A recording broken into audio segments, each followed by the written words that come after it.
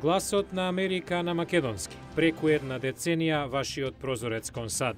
А сега, директно од студиото во Вашингтон,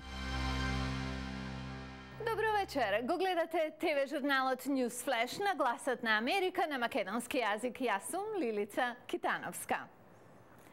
Денес е денот кога во САД се објавуваат месечните цифри за невработеност, што овде многу внимателно се следи зашто ја детерминира насоката во која оди економијата, но и политиката. Ке ви кажеме што донесе март за американците и многу повеќе. Останете со нас.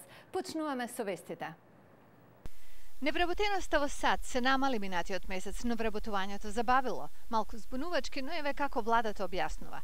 Стапката на невработеност е 8,2%, најниска од јануари 2009, но податоците индицираат дека таа паднала само затоа што повеќе вработени престанале да бараат работа. Во март се додадени 120.000 работни места, но креацијата на работни места била многу помала од претходните 3 месеци. Ова се чини во согласност со она што шефот на Централната банка го кажа неодамна, дека стапката на вработување не ќе може да се одржи без поголема потрошувачка од конзументите, што очигледно не се случува. А од другите вести, американската крајбрежна гарда потопи напуштен јапонски рибарски брод во близина на брегот на Аљаска повеќе од една година, откако цунамите го испратија безцелно да плови по Пацификот. Бродот веќе имаше име, брод на духови, немаше светла, екипаж и систем за комуникација и гардата вели дека представувал опасност за навигација во областа. Google покажа како ќе изгледа нашата блиска иднина. Представи очила на прошетка во Њу Јорк. Очилата се поврзани за интернет, даваат можност за комуникација на веб додека се шетаат, гледаат мапи и упатства за насока на движење, па дури ќе ви кажат и дали вашата станица е затворена. И има многу повеќе, например, дали некој ваш пријател е во близина. Постојано слушаме во вестите за страдањето на Газа под трговската блокада поставена од Израел. Но малку знаеме за тоа како на вистина живеат овие луѓе, како доаѓаат до тоа што им треба. Нашиот известувач Боб Скот ни испрати видео што зборува повеќе од приказната. Погледнете го и ќе видите што мислиме кога ќе кажеме дека ова дава ново значење на терминот подземна економија. Една од најголемите економски животни линии за Газа е овој тунел за шверцување, 20 метри под земја, што се протега на околу 200 метри од Газа во Египет. Овој тунел главно се користи за шверц на цемент или песок и некои потрошувачки добра. Многу тунели имаат струја и системи за комуникација, некои имаат пруга, неколку се доволно големи да може автомобил да мине. Условите се тешки за работниците во тунелот, кои не сакаат да бидат идентификувани. Работат во смени од 12 час. Опремата често се расипува и има одрони кои понекогаш се смртоносни. Има стотици тунели за шверцување, египетските власти гледаат низ прсти, а израелските безбедносни сили стационирани на неколку километри од тука го прават истото, иако не можат да ја скријат загриженоста дека низ нив можеби се шверцува и оружје за палестинските милитанти во Газа. Израел дозволува некои добра да минат низ овој надземен премин. Владата делумно ја крена блокадата, но владеачкото милитантно движење Хамас Израел се уште го смета за терористичка група. Така најголем дел од стоката доаѓа преку тунелите. Постојано се градат нови, а блокадата трае веќе 5 години. Економистите велат, целата економија на Газа се темели на прометот низ тунелите. Само во последните 3 месеци минатата година, палестинската управа вели дека економијата пораснала за 30%, но аналитичарот од Газа, Сами Абдул Шафи, вели не е баш така. We are coming to this position from a near zeroed out economy. Додавме нова практично од нула. Секој напредок од тука се признава како позитива, но сепак основата е нула. Долг пат е пред нас. Дополнителна тешкотија е недостигот на гориво и електрична енергија, што силно се одразува на економската активност во Газа. Предизвикува контаминација на водата и ја отежнува работата на службите како брза помош, болници и училишта. Без тунелите работите би биле далеку полоши.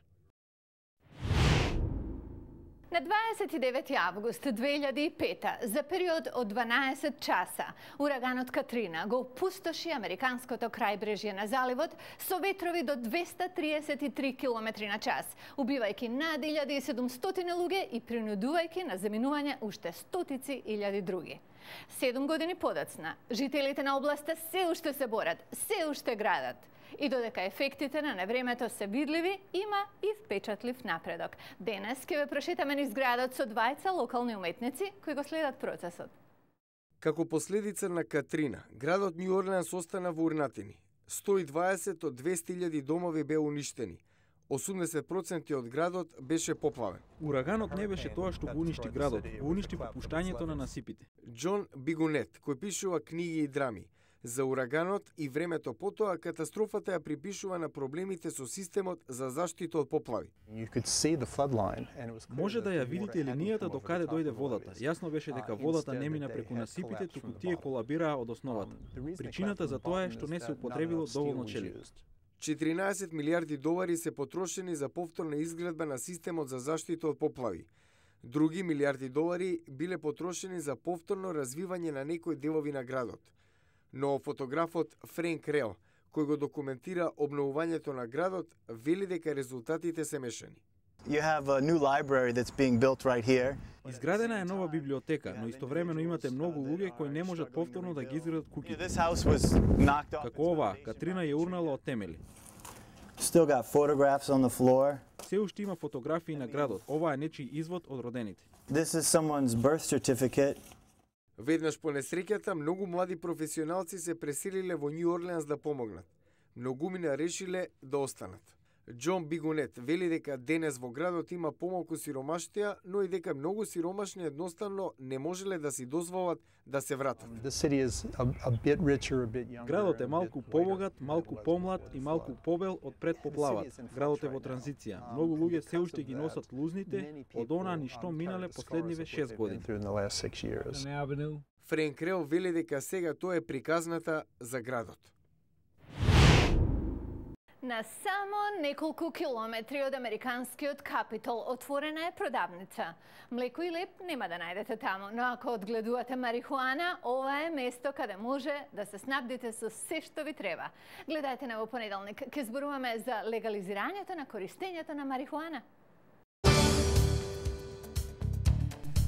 Во понеделник во Newsflash, 16 американски држави дозволуваат марихуана за медицински потреби. Федералните закони ја забрануваат. Среде битката, пазарот расте. Тоа е се за емисијава. Повторно ве чекаме овде и во понеделник. А на нашата веб страница glasnaamerika.com ќе го најдете ова и се што не влезе во овие неколку минути. Поздрав од Вашингтон. Јас сум Лилица Китановска. Го гледавте Newsflash на Гласот на Америка на македонски. Пријатен викенд!